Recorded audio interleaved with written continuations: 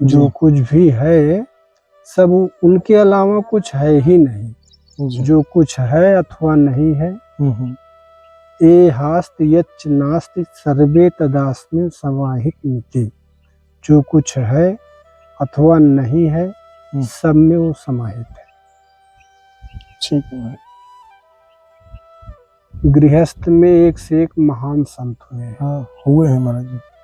वल्लभाचार्य जी को देखिए, तो सवाल गृहस्थ विरक्त का नहीं है, क्योंकि आज शंकराचार्य जी एक श्लोक में लिखते हैं कि योग रतो वा भोग रतो वा संग रतो वा संग विहीनः यस्य ब्राह्मणी रमते चित्तम नंदति नंदति नंदते हो। चाहे हम योग में हो अर्थात विरक्त हो या भोग में हो। तो सत्संग की परिभाषा करते हुए आज शंकराचार्य जी कहते हैं कि सत्संगत्व निस्संगत्व, निस्संगत्व निर्मोहत्व और निर्मोहत्व निश्चल चित्तम, निश्चल चित्ते जीवन मुक्ति। सत्संग से निस्संगता, निस्संगता से जब ये हुआ कि कोई है नहीं, सब भ्रम है, तो मोह रहित हुआ। और जब मोह ही नहीं है तो चित्त निश्चल हुआ।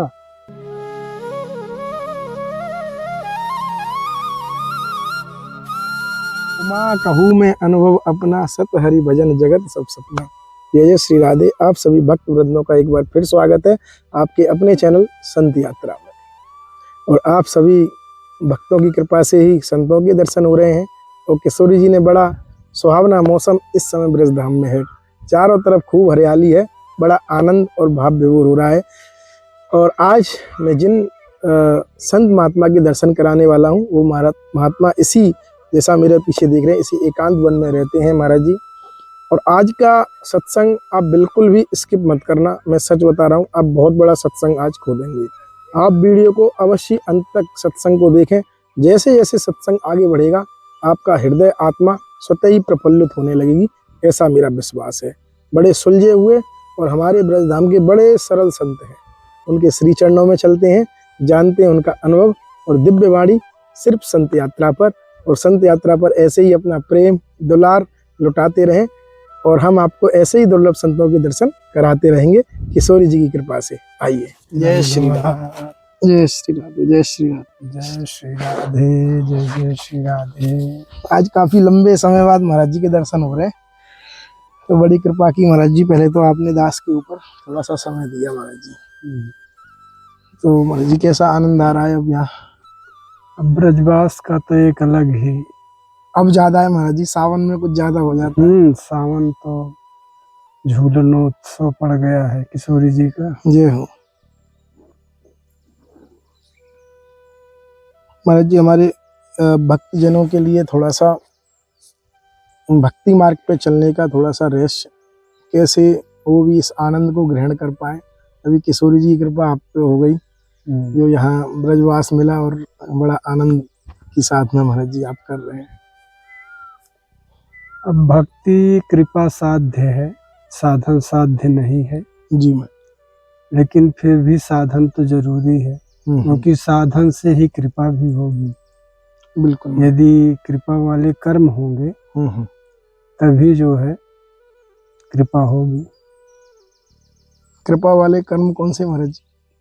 अब उनके नाम रूप लीला धाम, नाम रूप लीला धाम, ये चिन्मय है, ये चिदानंद है और सब दिव्य है।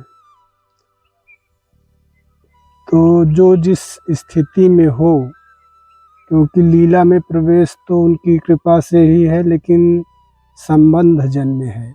यदि हम राधा कृष्ण को माता पिता मानते हैं तो उनकी लीला में हमारा प्रवेश, क्योंकि वो अप्राकृतिक रति क्रीड़ा है जी। और एक संतान अपने माता पिता के आंतरिक संबंधों में नहीं प्रवेश करेगा। वो आलिंगन कर रहे हैं, चुंबन कर रहे हैं, यहाँ तक कि गीत गोविंद में है स्तन मर्दन कर रहे हैं जी। तो एक पुत्र जो होगा वो अपने माता पिता के इन आंतरिक क्रियाओं में प्रवेश नहीं करेगा, नहीं करेगा, क्योंकि निभृत निकुंज में केवल श्यामा श्याम है, सखियों का भी उसमें प्रवेश नहीं है। और निकुंज में है तो सखियां प्रवेश करती हैं, अब कुंज में तो सखा भी है जी, सखियां भी, पूरा परिकर है उसमें, कुंज में नंबर कुंज में। तो इसलिए चूंकि हम उनको संबंध जन्म में माता पिता ही मानते हैं राधा कृष्ण को, इसलिए लीला में हमारा प्रवेश नहीं, केवल नाम और धाम, इन्हीं दो का आश्रय लेकर के ब्रजवास कर रहे हैं, और इसी से ही जो कुछ चाहेंगे वो सब प्राप्त हो जाएगा। तो नाम महाराज जी, जैसा अभी आपने बोला, नाम कोई भी ले सकते हैं कि? नाम तो सब उसी के हैं, और तत्वतः उनका कोई नाम नहीं है। गोस्वामी तुलसीदास जी कहते हैं जी कि तज्ञ कृतज्ञ अज्ञता भंजन, नाम अनेक अनाम निरंजन। वो परम तत्व जो है उसका कोई नाम नहीं, नाम और रूप से रहित है, लेकिन भक्तों के प्रेम बस भक्तों को एक आधार मिले, इसलिए उन्होंने नाम को स्वीकार किया। और जितने भी नाम हैं, पदुम नाम विष्णु के, जितने भी नाम हैं सब उसी के हैं, क्योंकि वो अक्षर ब्रह्म भी है।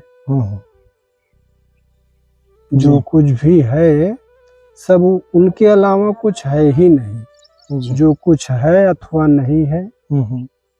ए हास्त यच्च नास्ति सर्वे तदास्मिन् समाहित मिति, जो कुछ है अथवा नहीं है सब में वो समाहित है।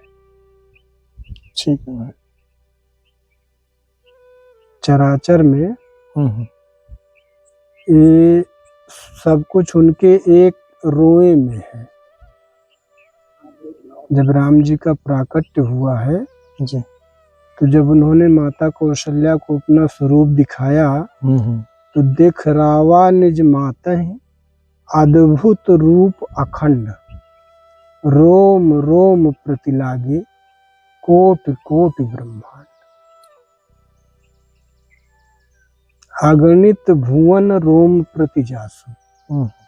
उनकी महिमा में जी बताया गया कि एक रोए में अगणित भुवन, भुवन जैसे 14 भुवन एक पति होई कहा गया, 14 भुवन तो इससे एक ब्रह्मांड में, लेकिन अगणित भुवन राम जी के एक रोए में अगणित भुवन, उनकी महिमा का कोई था नहीं है।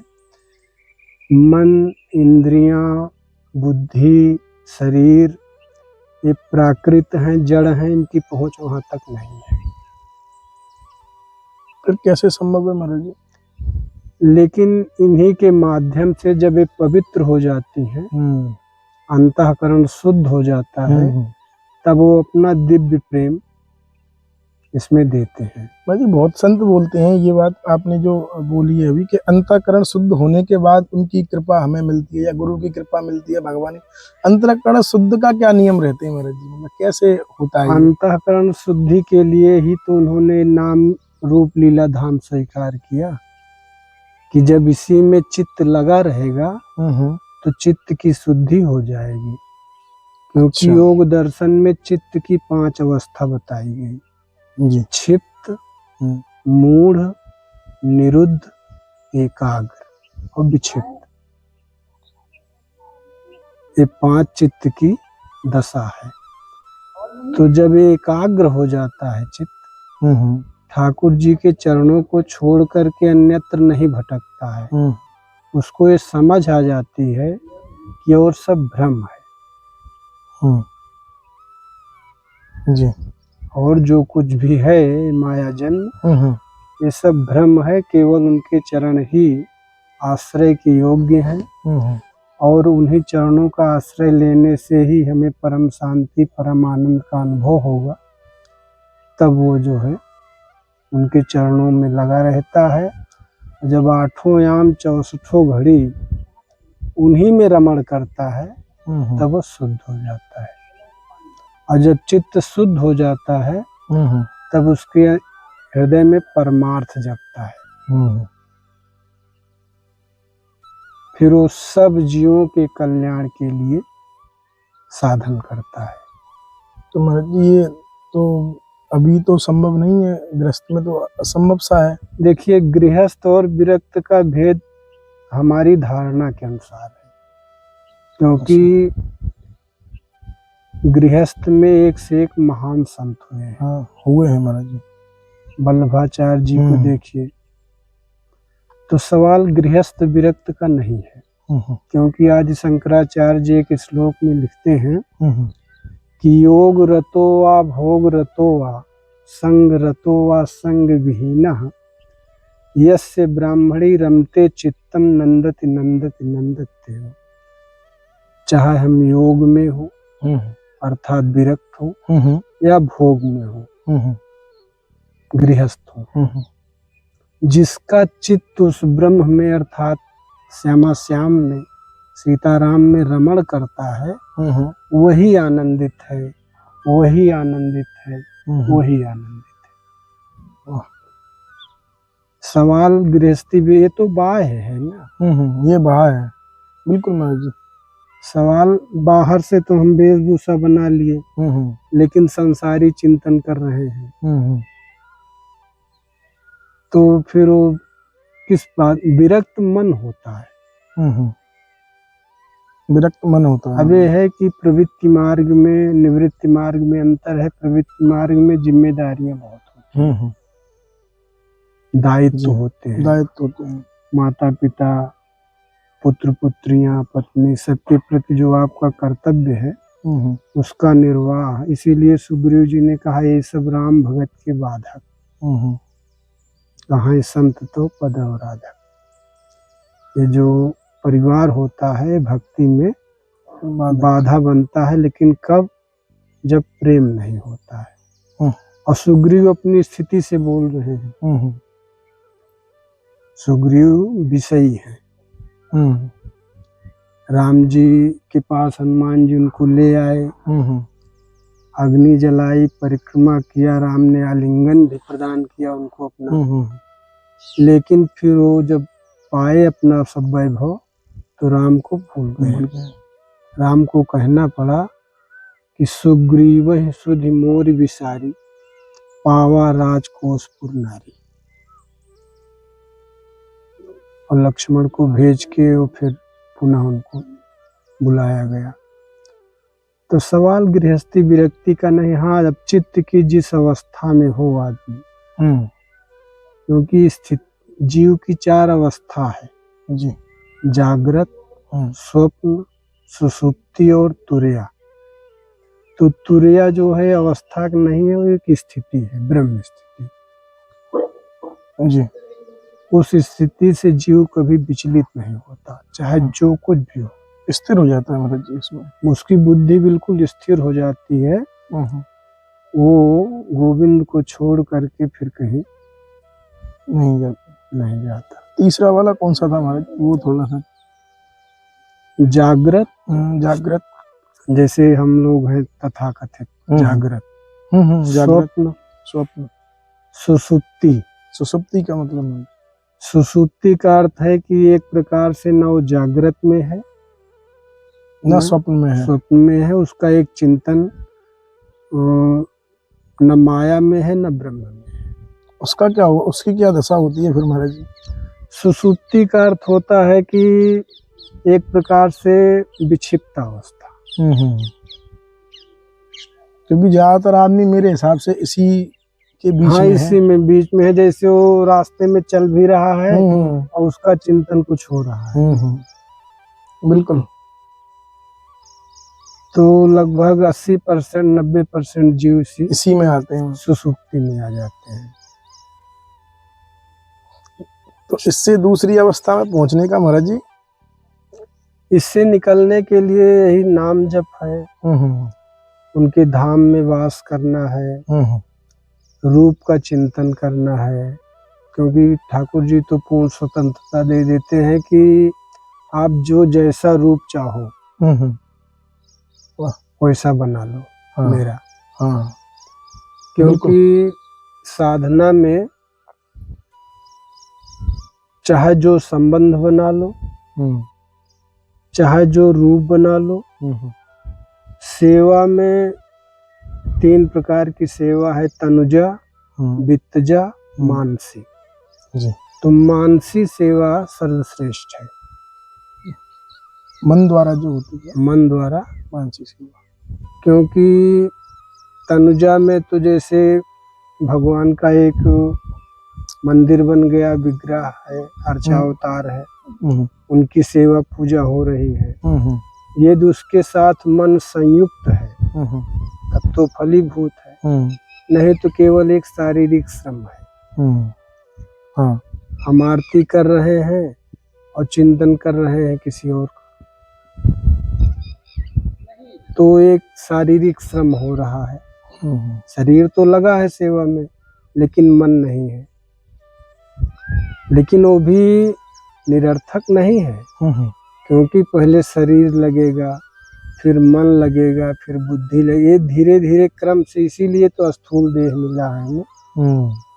यह स्थूल देह क्या है? साधन धाम मोक्ष कर द्वारा, और पाय न जे परलोक संवारा।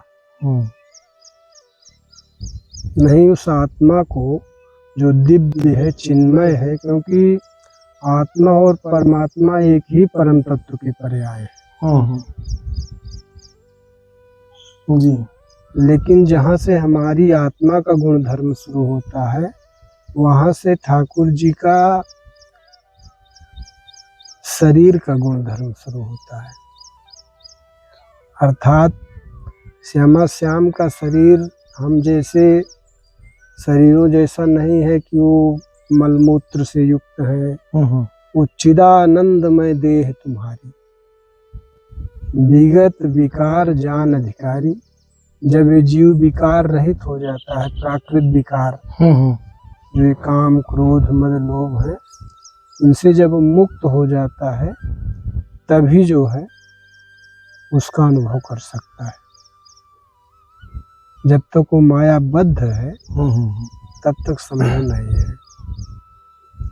गुणों में बंधा है ना, और जो गुण जितनी मात्रा में प्रबल हुए, उतनी ही मात्रा में वो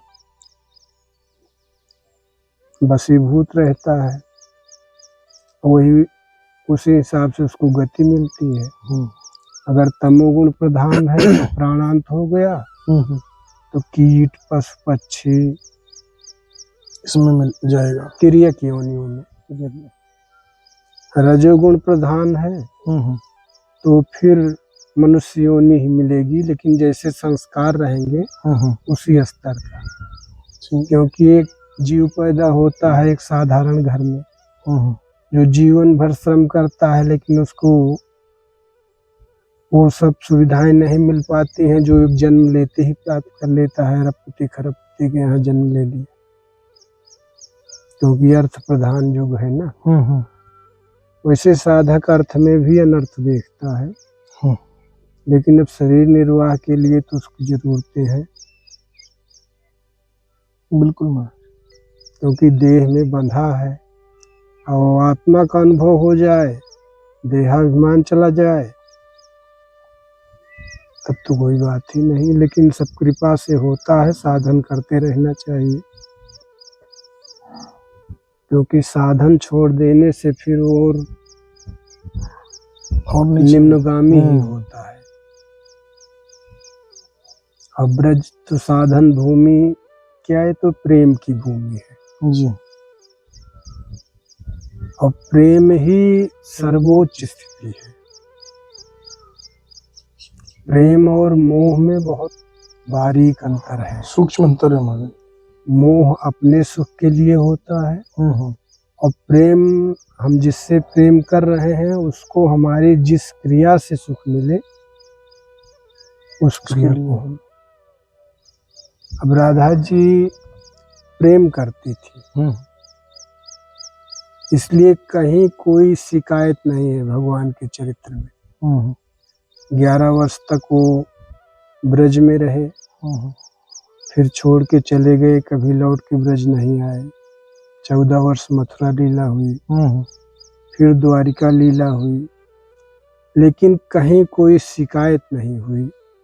उलाहनाएं हुई हैं, क्योंकि जब उद्धव जी आए हैं तो भ्रमर के रूप में गोपियों ने उलाहना दी है और उसमें रामावतार का स्मरण किया कि इन्होंने बाली को छिप करके मार दिया। सुपर्णखा प्रेम के लिए आई थी विवाह करने, उसका कुरूप करवा दिया। जी। तो उलाहनाएं कुछ दी गई है, शास्त्रों में है, लेकिन प्रेम में कोई शिकायत नहीं। और यद्यपि अंतिम वचन में भगवान ने कहा जी। कि जो चाहो मांग लो, तो किशोरी जी ने कहा कि आप व्रत छोड़ के न जाइए। उन्होंने कहा ठीक है, मैं वचनबद्ध हूँ और व्रत छोड़ के नहीं जाऊंगा। उतने में फिर सब देवता आ गए, आकाश से ब्रह्मासी वगैरह, और उन्होंने प्रार्थना करने लगे कि हे जगन माता, अगर आप इनको यहीं रोक लेंगी तो आगे की लीला कैसे होगी? आप तो सर्वज्ञ हैं, उपद्रवों से ग्रस्त है धरती, और भगवान स्वयं जो है हुई है हरण महामहिभारा। रामचरितमानस में भगवान श्री कृष्ण का स्मरण करते हुए तुलसीदास जी कहते हैं कि जब जदुवंश कृष्ण अवतारा, हुई है हरण महामहिभारा। कामदेव के प्रसंग में जब कामदेव को भस्म कर दिया भोलेनाथ ने, रति दुखित हुई, तो तुलसीदास जी ने भगवान श्री कृष्ण का स्मरण किया जी। और कृष्ण तनय हुई है पतितोरा, वचन अन्यथा होय न मोरा। तो भगवान श्री कृष्ण महा पाप में दबी हुई पृथ्वी का उद्धार करने के लिए आए थे, और जब देवता आकर के रोने लगे, प्रार्थना करने लगे, तो मातु द्रवीभूत हो जाती है। उन्होंने कहा कि अब जब स्वयं हार गए तो अब इनको बुला लिया, आप जाओ, जो लीला करनी हो जी करो, आप सर्वथा स्वतंत्र हैं।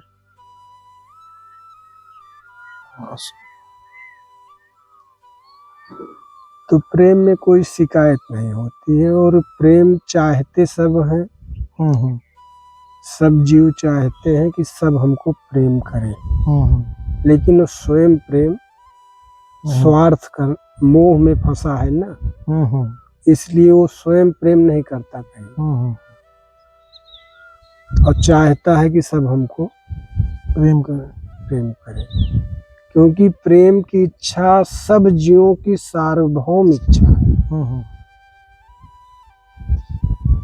उस प्रेम की प्राप्ति के लिए प्रेम से तो प्रकट हो जाते हैं, क्योंकि रावण के अत्याचार से जब सब लोग सोने हो जाते थे, तो सब देवता लोग एक गुफा के, सुमेरु पर्वत की गुफा की कंदराओं में घुसे थे, और वहां विचार कर रहे थे कि अब कहाँ जाएं, क्या करें।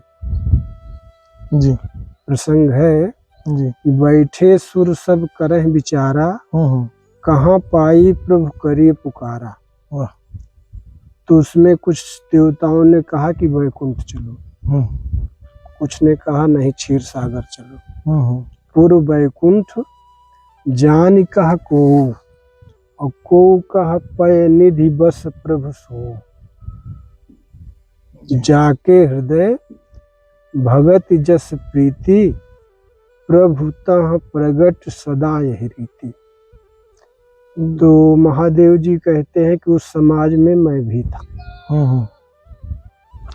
ते समाज गिरजा में रहाऊं, और अवसर पाए बचन एक कहूं। क्या कहा कि हरि व्यापक सर्वत्र समाना, और प्रेम से प्रगट होय मैं जाना। अग जग में प्रभु रहित विरागी, और प्रेम से प्रभु प्रगटे जिमिया। तो प्रेम ही साध्य है और उस प्रेम का स्वरूप श्री राधा कृष्ण के स्वरूप में आके ठाकुर जी ने यहाँ लीलाएं किया। उनका प्रेम दिव्य है, अप्राकृतिक है। उसमें जनसाधारण का प्रवेश नहीं है। जब चित्त शुद्ध हो जाएगा, नहीं तो साधारण काम लीला लगेगी, क्योंकि जीव को वासना पकड़े है। जीव जो है दुर्वासनाओं से ग्रसित है और कारण देह में बंधा है। देह मैथुन का फल है। बिल्कुल महाराज जी।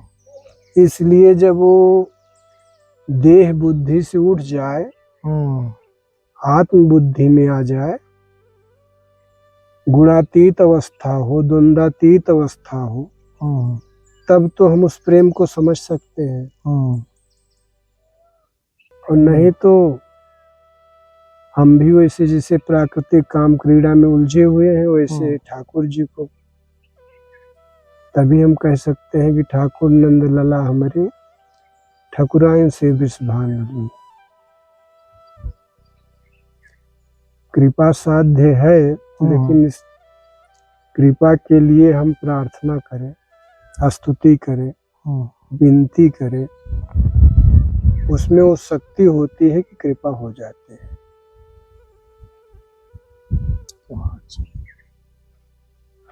बड़ी कृपा महाराज जी, बड़ा आनंद आ गया। बिल्कुल सत्संग ऐसी चीज है ना कि पहले तो सत्संग जानना चाहिए कि है क्या। जी जी। नहीं तो बतसंग को सत्संग ही माना जाता है। पांडाल लगाना, माइक लगाना और बाहली सब प्रोपागंडा करना, ये बतसंग। यद्यपि कथा का विरोध नहीं है, कथा तो होनी चाहिए जी, लेकिन सत्संग वही करेगा जिसको सत्य की अनुभूति हो, सत्य को उसने वर्ण किया हो।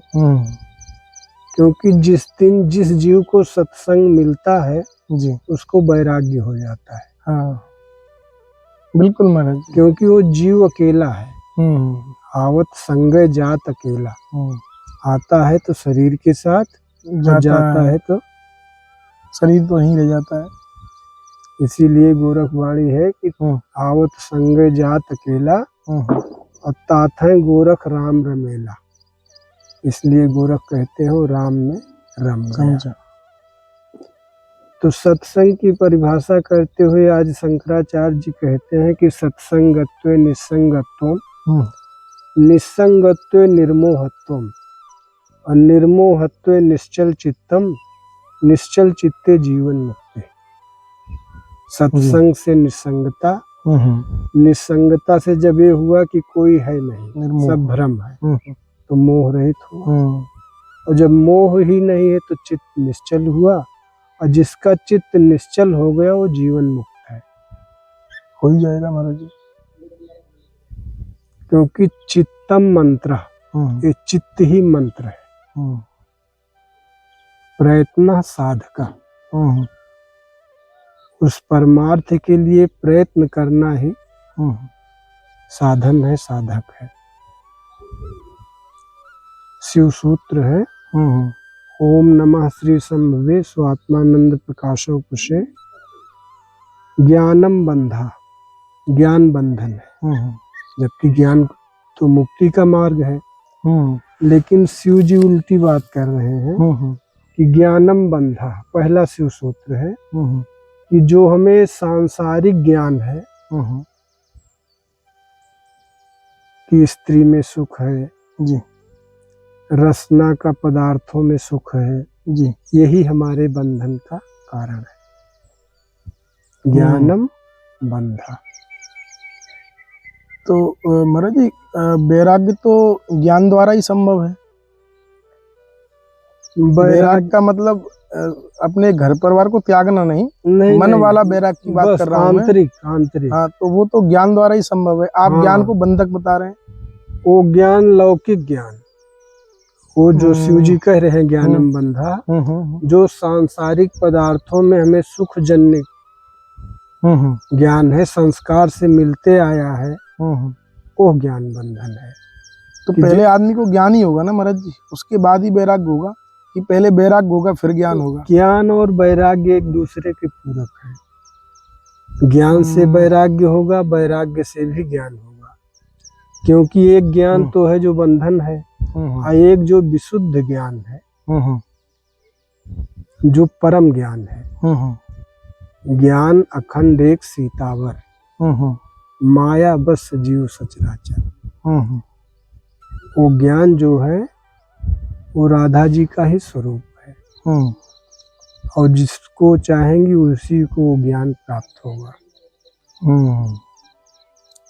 फिर उसके बाद कुछ है नहीं। और ज्ञान के लिए साधन जो होता है वो ज्ञान और वैराग्य भक्ति के बच्चे हैं। बिल्कुल। जब भक्ति प्राप्त होगी तभी वो ज्ञान वैराग्य आएंगे और फिर वो स्थिर रहेंगे। नहीं तो मरकट ज्ञान हो जाता है, श्मशान जाता है। मनुष्य देखता है कि एक आदमी का स्थूल देह जलाया गया, ऐसे हमारा भी होगा, तो उसको ज्ञान हुआ कुछ क्षण के लिए, वैराग्य भी हुआ साथ में। लेकिन जब पुनः लौट के आया तो सब विस्मरण हो गया और फिर उसी संसार चक्र में घूमने लगा। तो ये स्थिर ज्ञान नहीं रहा। और जो कृपा प्रसाद रूप ज्ञान होगा फिर वो कभी विस्मरण नहीं होगा। वो ज्ञान मिल गया फिर। हाँ, फिर वो सतत, जैसे हमारी श्वासें चल रही हैं वैसे चित्त में वो ज्ञान अस्थायी रूप से जम जाएगा। और उसी के सहारे फिर हम इस संसार को पार कर जाएंगे। और ज्ञान में साधन विशेष है, बल बहुत है, गिरने का बहुत भय है। इसलिए ज्ञान जो है वो प्रेम नहीं दे सकता है, मोक्ष तो दे देगा। हाँ, ज्ञान से नहीं हो सकता। बिल्कुल। प्रेम के लिए तो